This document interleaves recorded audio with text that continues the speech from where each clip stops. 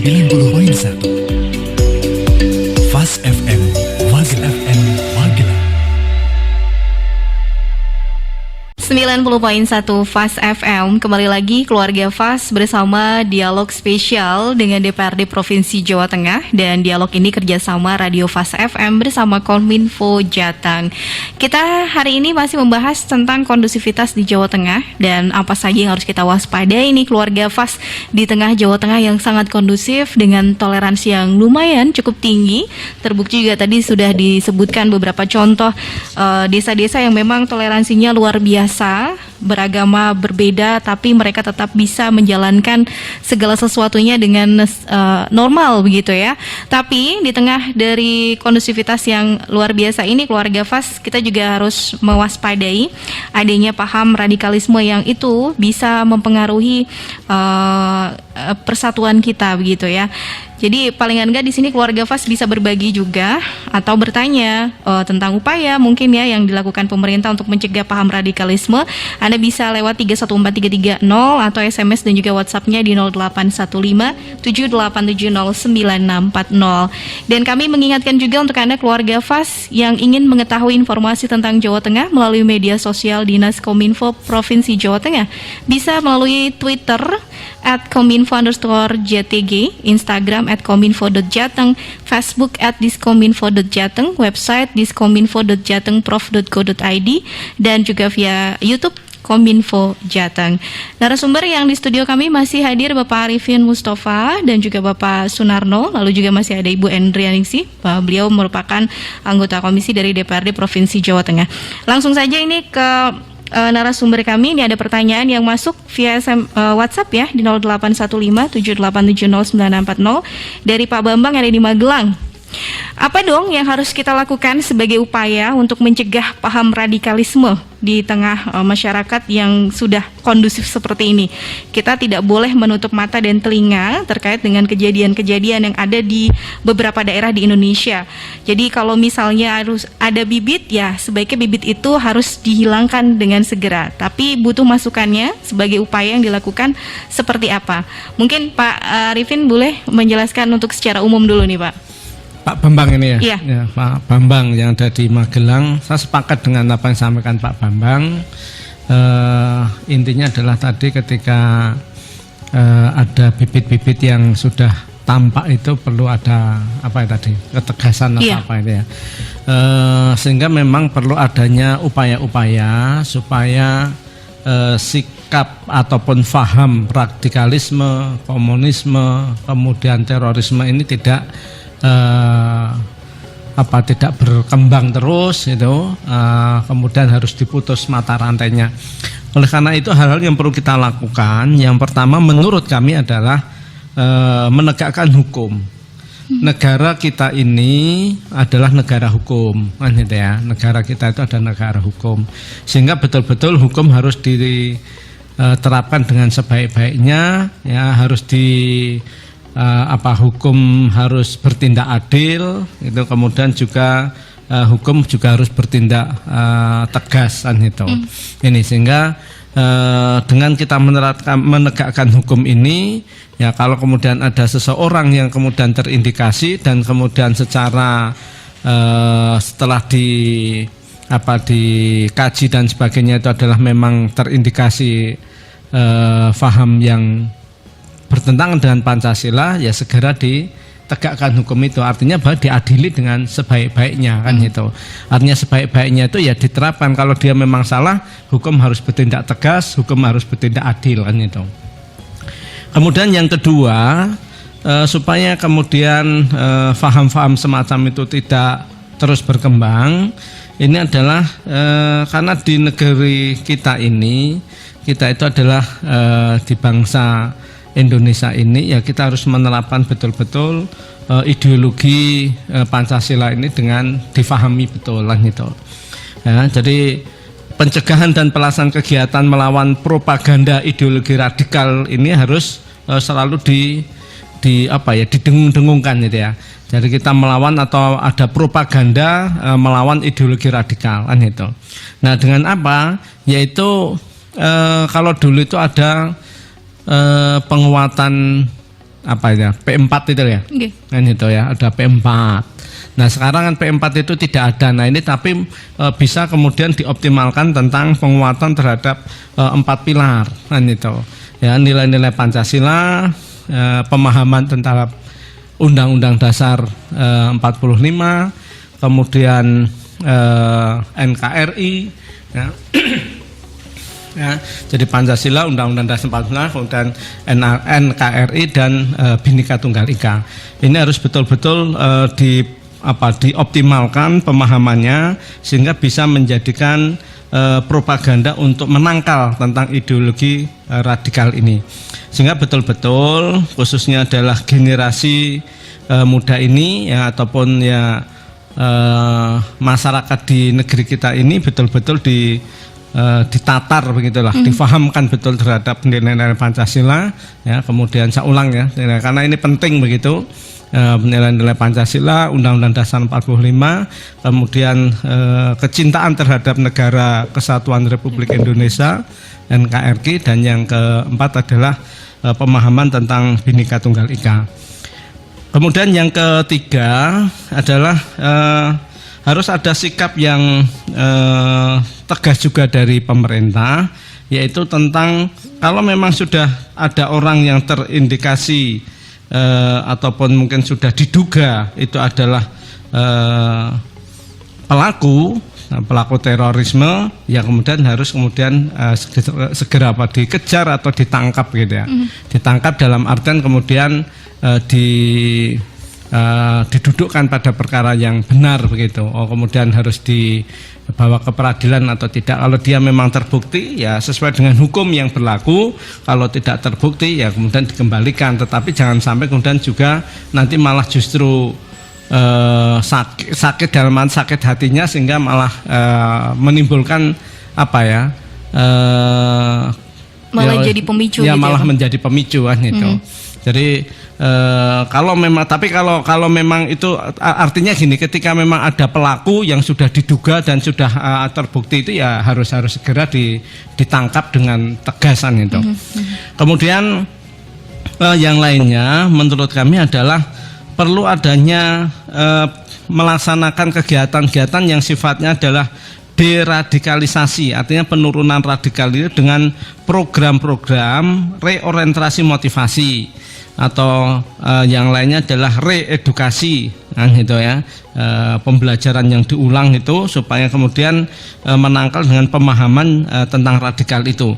Ya, kemudian juga yang tidak kalah pentingnya menurut kami adalah bagaimana mengupayakan kesejahteraan sosial, kesetaraan dengan masyarakat, ya, supaya kemudian timbul apa ya?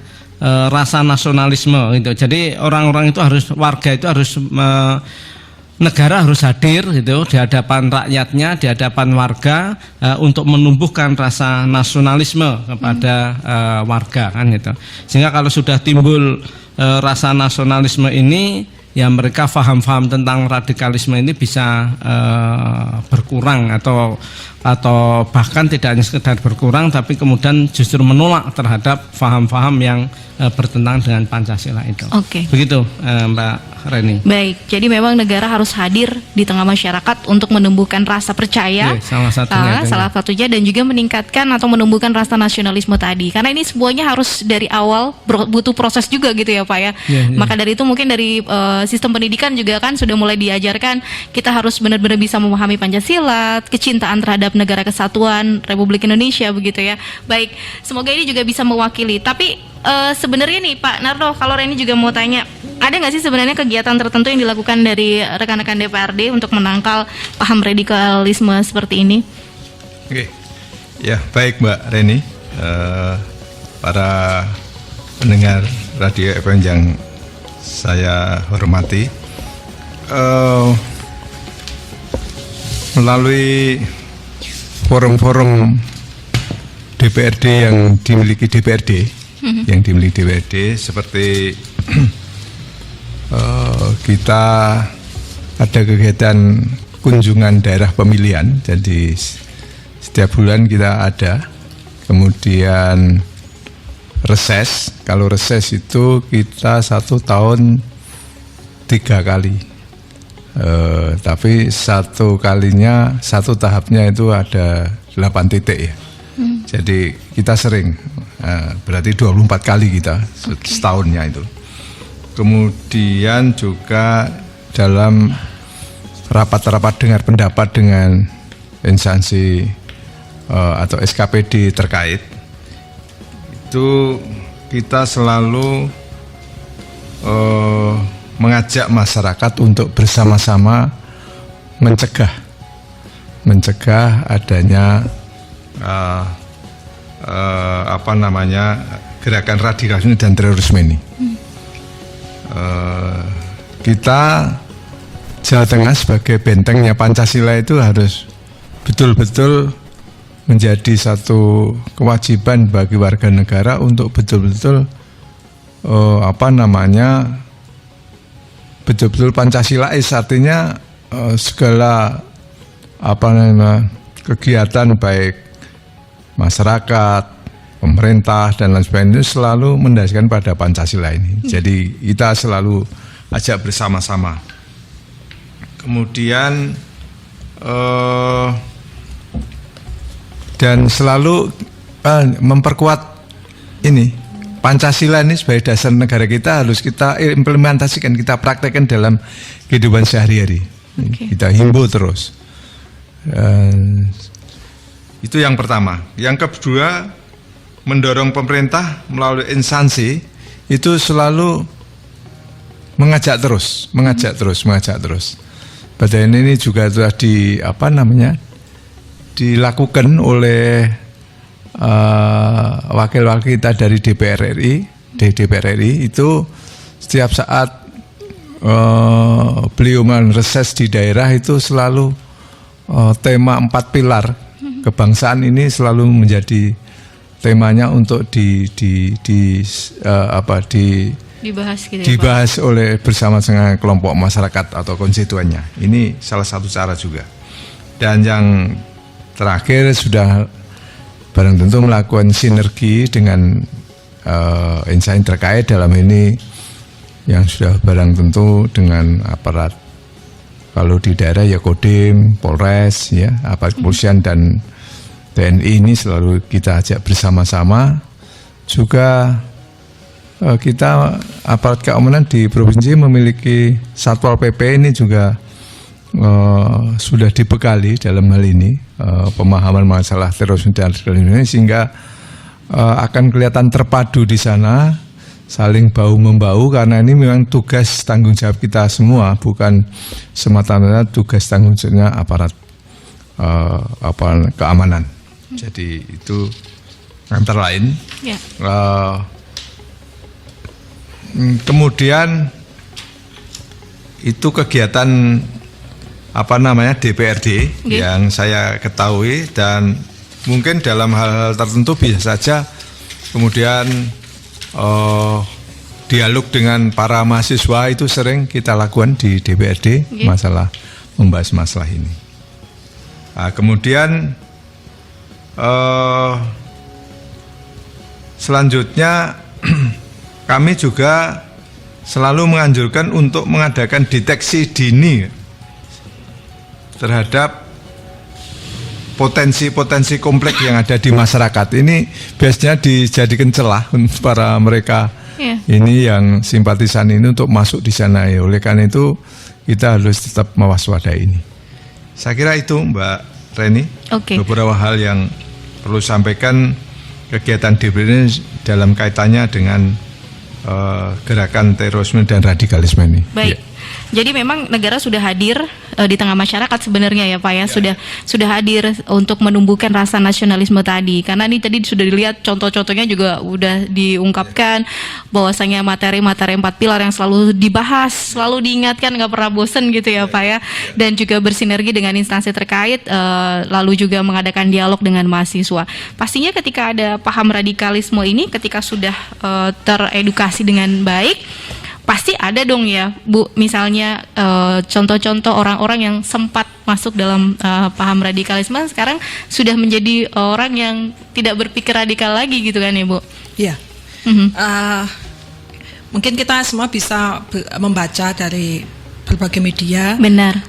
Banyak juga mantan-mantan terorisme yang akhirnya mereka menyadari kesalahan mereka. Benar. Jadi iming-iming di awal, doktrin-doktrin di awal itu memang menyesatkan. Setelah mereka kembali berpikir, mereka sudah akhirnya mendapat hukuman ya, karena dia harus melewati peradilan juga. Akhirnya mereka menyadari bahwa tindakan mereka itu salah. Nah, mereka yang saya baca beberapa memang akhirnya kembali ke jalan yang lurus gitu.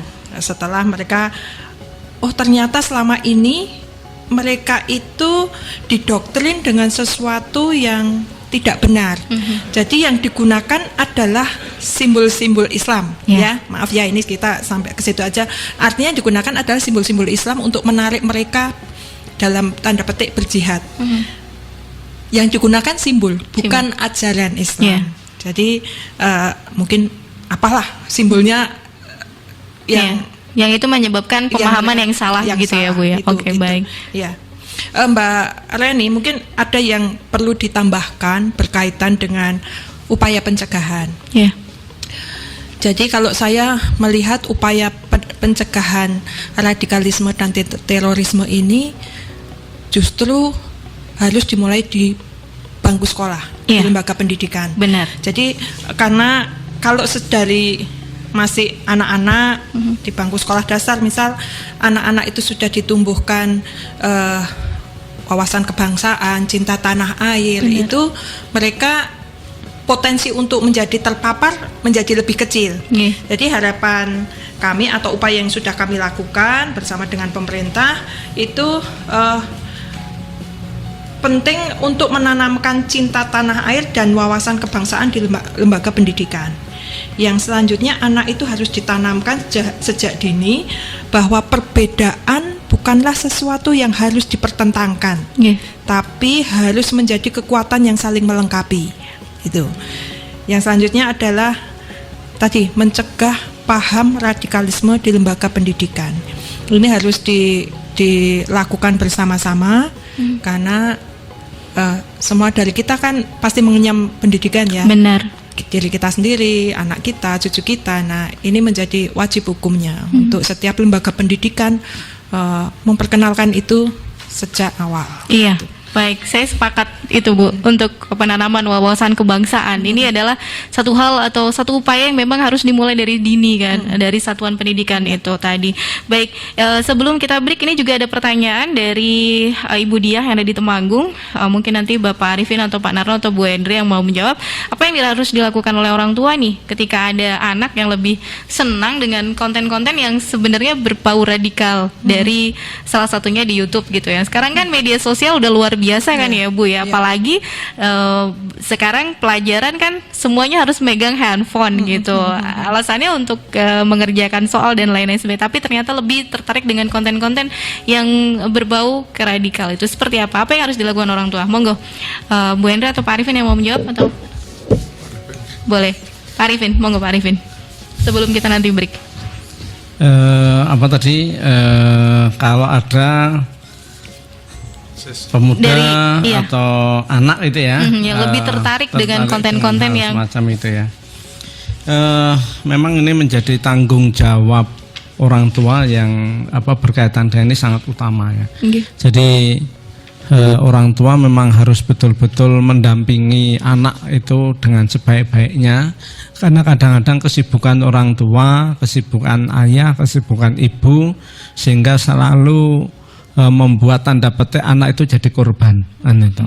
Nah, banyak yang semacam, saya tidak mengatakan semuanya, tetapi banyak kesibukan orang tua, kesibukan ibu itu akhirnya anak menjadi korban karena tidak tanda petik tidak terurus gitu ya, tidak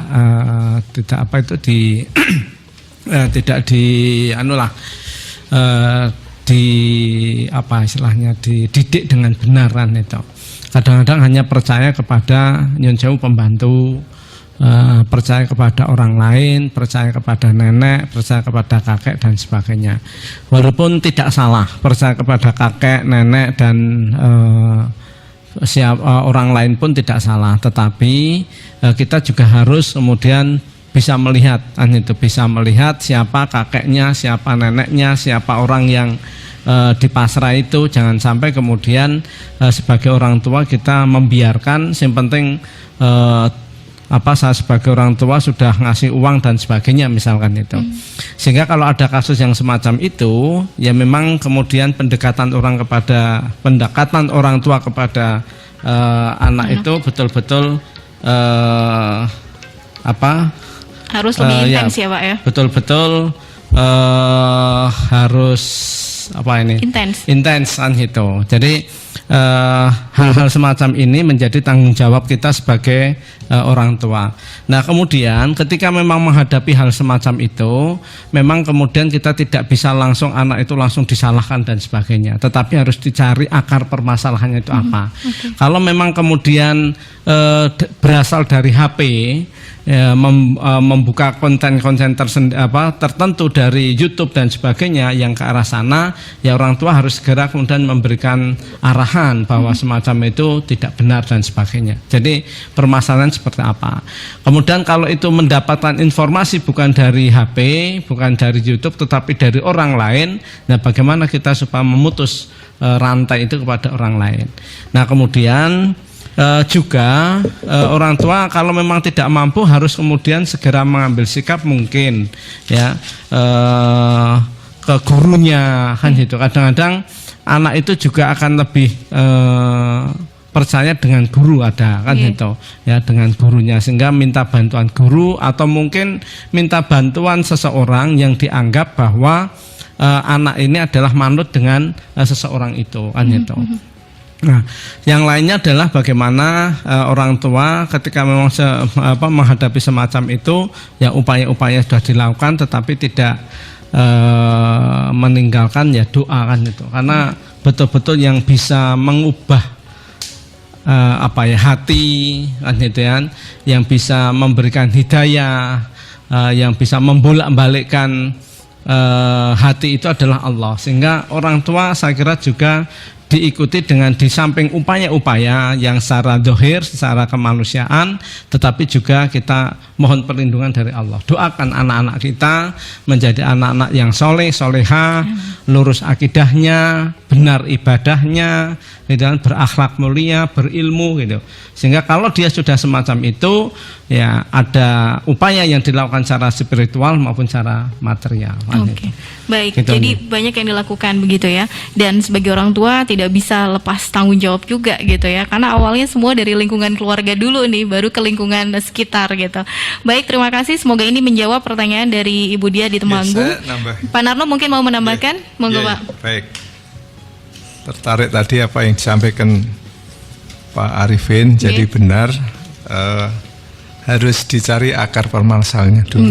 Harus dicari dulu. Iya, jadi menurut hemat saya radikalisme itu disebarkan melalui berbagai cara.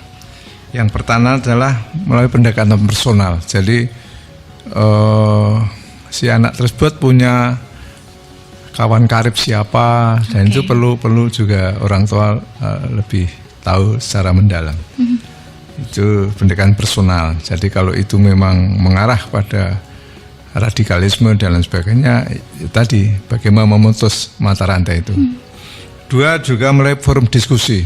Jadi kalau setiap minggu rutin dia menghadiri diskusi masalah radikalisme, ya ini perlu diwaspadai juga. Jadi ini untuk, karena kami meyakini bahwa anak ini sangat tergantung dari orang tuanya. Kalau orang tuanya sangat dekat, sangat itu saya kira nasihat-nasihat nanti akan bisa lebih mengena daripada orang lain. Yang ketiga, melalui media publikasi. Nah ini juga juga perlu diwaspadai ini, karena sekarang dengan dunia IT yang demikian pesatnya, ini perlu diwaspadai. Dan terakhir, melalui internet, website ataupun Facebook, WA dan sebagainya, ini juga sekali-sekali lah kita perlu mewaspadai itu. Oke. Itu. Jadi ada akar permasalahannya lewat apa ya? Iya. Ini karena penyebarannya diindikasikan lewat empat cara itu. Oke. Nggih. Baik. Kemudian juga generasi muda itu kalau umpamanya juga tidak dilarang itu mungkin tidak bisa. Semakin dilarang malah semakin penasaran gitu ya Pak ya. Makanya karena mereka sudah memiliki informasi yang sangat kaya dari berbagai, dia punya website, punya macam-macam itu. Oleh karena itu dia lebih, cirinya anak muda kan selalu memberontak ya. Nah ini harus bisa disalurkan dalam hal yang benar. Saya kira tambahan saya itu. Baik. Dan kalau mungkin dengan dengan telaten, orang tua selalu dekat dengan anaknya, saya kira hal itu bisa dicegah. Terima kasih Mbak Rini. Oke, baik. Jadi memang sebagai orang tua ya memang harus wajib ngecek juga gitu sosial media anak gitu ya Pak. Ya. Dan kita mengalihkan ke hal-hal yang lebih positif pastinya ya. Oke deh, baik. Ibu Hendri, nanti kita akan bahas, ada lagi pertanyaan, tapi nanti setelah break kita akan bahas kembali. Keluarga FAS setelah ini kita akan kembali ya. Tapi diingatkan juga untuk keluarga FAS yang ingin bergabung, bertanya langsung dengan narasumber kami terkait dengan kondusivitas di Jawa Tengah. Silakan Anda bisa via telepon di 314330 atau SMS dan juga WhatsApp-nya di 081578709640. Dan kami mengingatkan untuk Anda keluarga FAS, dialog spesial ini kerjasama Radio FAS FM dengan Kominfo Jawa Tengah. Dan Anda bisa mengikuti informasi tentang Jawa Tengah melalui media sosial yang dimiliki Dinas Kominfo Provinsi Jawa Tengah. Bisa via Twitter @kominfo_JTG, Instagram @kominfo.jateng, Facebook @diskominfo.jateng, website diskominfo.jatengprof.go.id ataupun kanal YouTube Kominfo Jateng. Kita akan kembali sesaat lagi setelah jeda berikut ini. 90.1